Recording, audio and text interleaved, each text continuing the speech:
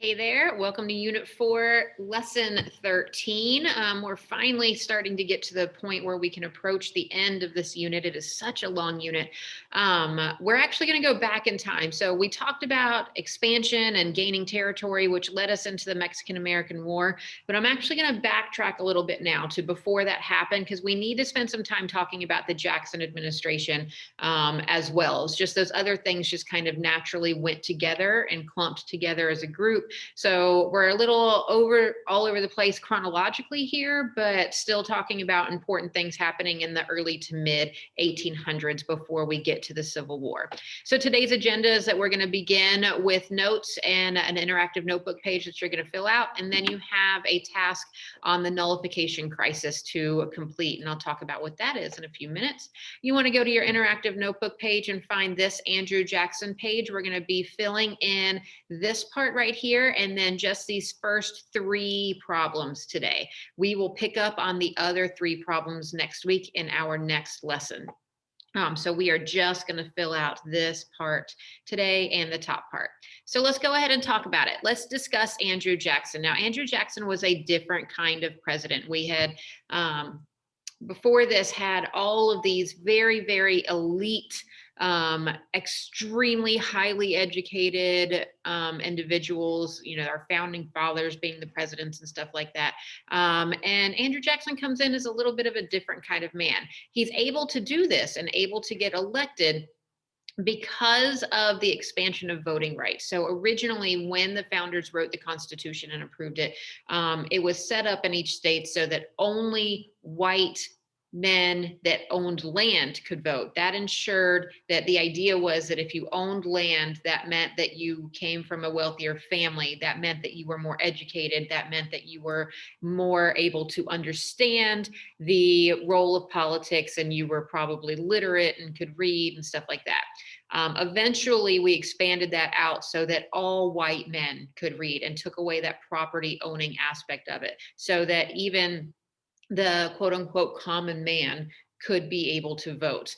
And Jackson was able to play to that. He himself was a man who grew up economically disadvantaged, so didn't have a lot of money. He didn't have a super high formal education, and he was a war hero that went and fought side by side with other Americans in the past, in the War of 1812. And so he used all of those things to appeal to this whole new block of voters, and it worked for him, and he was able to get elected. And the year is 1828 when he is elected. I can never remember the year he's elected for some reason, but so 1828 is the year that we're at right now. So we've gone, like I said, back a few decades in time. So Jackson's presidency, he gets a lot of attention. I mean, he's on the $20 bill. So he gets a lot of admiration that, in my personal opinion, he doesn't deserve. I'll talk more about that in our next lesson. I honestly don't think he deserves to be on the $20 bill. I think he was kind of a deplorable and awful man. But nonetheless, he's been revered throughout our U.S. history. But his presidency was riddled with lots and lots of problems and crises that took place. So we're going to talk about just 3 of those today, and we'll wrap up with the rest of them next week. The first one is the Tariff of Abominations. Now, obviously, this isn't the real name of this tariff. It was called this because it was an abomination that the tariff was put into place. Now, let's reset a little bit and review. A tariff is going to be anytime you have a tax on imports. So things coming from France and England, for example, into the United States for us to buy, will have this tax placed on it. That will require those items to cost more when you go out to purchase them. That's the purpose of a tariff, because the idea and the hope is that you will then decide, instead of buying this item from France, you'll buy the item from the United States, because it's not going to have that tariff on it because it wasn't imported into the United States. So this is going to raise the prices of those imported goods that are made specifically out of wool and iron. And this is something that makes the South in particular pretty angry, because they purchase a lot of goods made by those items from Europe. And so Southern states are angry about this, and South Carolina, which has always the most angry of the southern states, basically causes what we call the nullification crisis. And you're going to be looking more at this in your assignment today. In response to this tariff, South Carolina is like, we don't like that. That doesn't work for us. So we're just not going to pay that tax. And they threaten to nullify the tariff or ignore that tariff and just refuse to pay it. Jackson is then faced with a situation, right? This is a federal law, so a national law that has been put into place.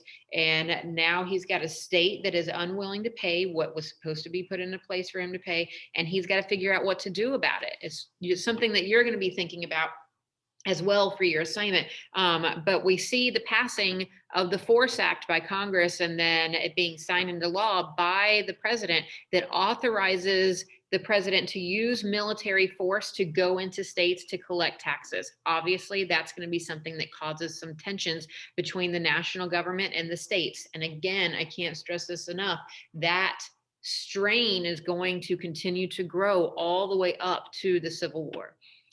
The last thing that we want to talk about for today, the next problem, is the vetoing of the Second Bank of the United States. Now, here's the deal. We know that we've discussed that Hamilton created the first national bank and then it was vetoed. And then we see the introduction of the second national bank and it was upheld as constitutional in the case of McCulloch versus Maryland.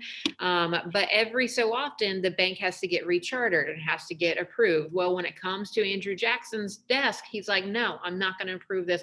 I don't like it. I feel like this bank is going to oppose me and it's not necessarily on my side. So he vetoes it and then sends a whole bunch of that money to these little pet banks throughout the country that are going to be more supportive of him. So he makes this political move by doing that. Makes a lot of people angry because now he's taken the structure of the national bank again and disbanded it and then used it for his own political advantage. So this is just the tip of the iceberg. There's going to be a lot more problems that we're going to talk about in the next lesson. But today what you're going to do is you're going to focus on this nullification crisis for your assignment. So if I go back to Unit 4, Lesson 13 here, you're going to see task number 1, the nullification crisis assignment. It is a very simple assignment. It should not take you long. If you finish with any time to spare, you know what to do. Get your project turned in if you haven't done it already because it's late and it needs to be turned in. Or, excuse me, work on any other missing assignments that you might have. If you're not missing anything, that is fantastic. Then when you're done with this, you're done. Or you could even go and work on the extra credit in your interactive notebook so you can get that 10% boost on your test grade. So this is the assignment that you're going to do today. You're going to open up your Google Doc here, and then you've got a little bit of reading and then some questions to answer. Like, that's it. I can't really make it much easier for you. So you're going to read more about the nullification and what happened between the United States and the South, specifically South Carolina. And then you're going to answer these 4 questions. That's it. And then submit it to me. So it's a pretty simple assignment. As always, if you have any questions, let me know. I'm here to be able to help you. And other than that, I'll see you guys next time. Bye, y'all.